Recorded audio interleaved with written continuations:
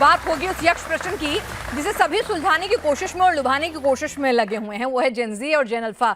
आजकल लगता है कि कोई दूसरी जनरेशन तो भाई बची ही नहीं है, सबको सिर्फ जेन जी और जेन अल्फा को साधना और उन्हीं की बातें करनी और एड्रेस भी सीधा फ्रेंड्स को ही हो रहा, और कौन है।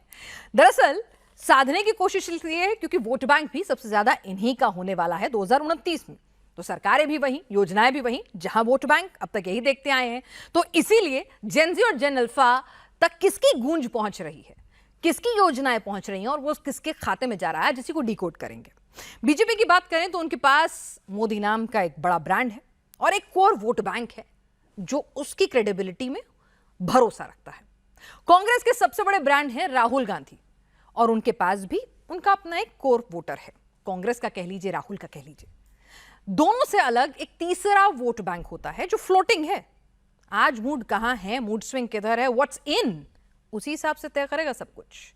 और यह वोट इन दिनों सबसे ज्यादा दिखाई और सुनाई दे रहा है। जो सबसे ज्यादा गूंज रहा है वो है जेन जी का वोट। और इस वोट का मूड बहुत तेजी से बदलता है क्योंकि ये व्हाट्सएप से नहीं, इंस्टाग्राम से चलते हैं। 60 सेकंड की रील बहुत कुछ बदल देती है। बीजेपी अपने कोर वोट में जेन जी को प्लस करना चाह रही है। जाहिर है इसके लिए सबसे बड़ा फेस मोदी का है। मोदी का एस्पिरेशनल इंडिया, मोदी की ग्लोबल लीडरशिप, मोदी का न्यू इंडिया का कॉन्सेप्ट जब जेन जी से उसकी भाषा में बात करता है। बीजेपी के अध्यक्ष नितिन नबीन आज बाकायदा जेन जी के लिए एक टीम बना रहे हैं। ये सारी बातें जेन जी में बीजेपी के लिए अट्रैक्शन पैदा करती हैं। दूसरी तरफ राहुल गांधी हैं। कल ही उन्होंने 7 घंटे प्रोटेस्ट किया, पैलेट गन के मुद्दे पर एफआईआर करा के ही घर गए। राहुल गांधी भी अपनी इमेज मेकओवर में लगे हुए हैं। छात्रों की गूंज से वो चाह रहे हैं थोड़ी उनकी भी गूंज हो जाए। सड़क पर लड़ते हुए दिखाई दे रहे हैं, इंस्टा पर खूब रील बनवा रहे हैं। आज पुणे में छात्रों की गूंज कार्यक्रम कर रहे हैं।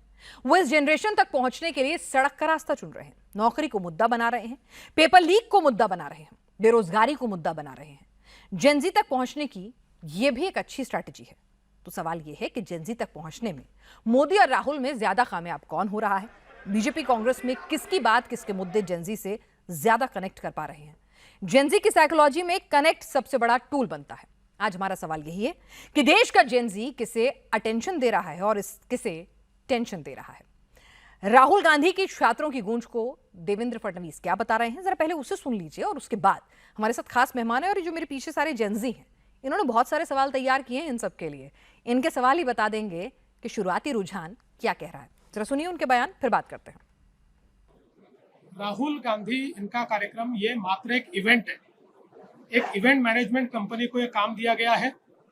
आने वाली जो छात्राएं हैं वो केवल कांग्रेस के जो कॉलेजेस है, जिस कॉलेजेस का मैनेजमेंट कांग्रेस के नेताओं के पास है, वहीं से छात्राएं आए, इस प्रकार से उन्होंने कहा है। और आज तो उनकी पोल खुल गई जिस समय ये ध्यान में आया कि किस प्रकार से इन्फ्लुएंसर्स को पैसे दे रहे, 30-30 हजार रुपए दे रहे और उनको ये कह रहे हैं कि आप आइए और केवल पॉजिटिव दिखाइए, निगेटिव कुछ मत दिखाइए। और साथ साथ इतना ही नहीं, तो ऐसे भी अब मैसेजेस सामने आए हैं कि यहाँ पर बस रखी हुई है, इतने पैसे देंगे, आप 4 बजे से 10 बजे तक वहाँ आइए। ये एक इवेंट है, इस इवेंट को मैनेज करना चाहते हैं। ये छात्रों की गूंज नहीं है, ये राहुल गांधी का रीलॉन्च है।